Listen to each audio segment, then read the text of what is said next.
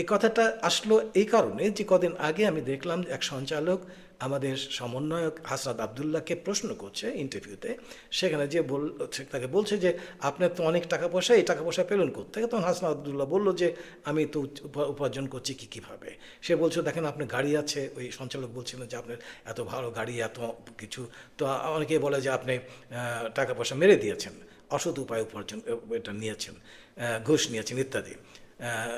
তো হাসনাত আবদুল্লাহ তো বললো যে প্রশ্নই আসে না, সে ক্লিয়ার করে দিল নিজেকে যে না, আমি আমার নিজের কোথা থেকে উপার্জন করে সেটা বলে দিল।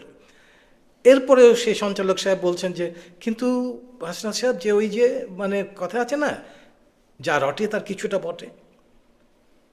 আমি এই প্রসঙ্গটা উত্থাপন করলাম ওই সঞ্চালক ভদ্রলোককে জানিয়ে দেওয়ার জন্য যে যা রটে তা সবসময় কিছুটা বটে না, এটা তাকে জানতে হবে।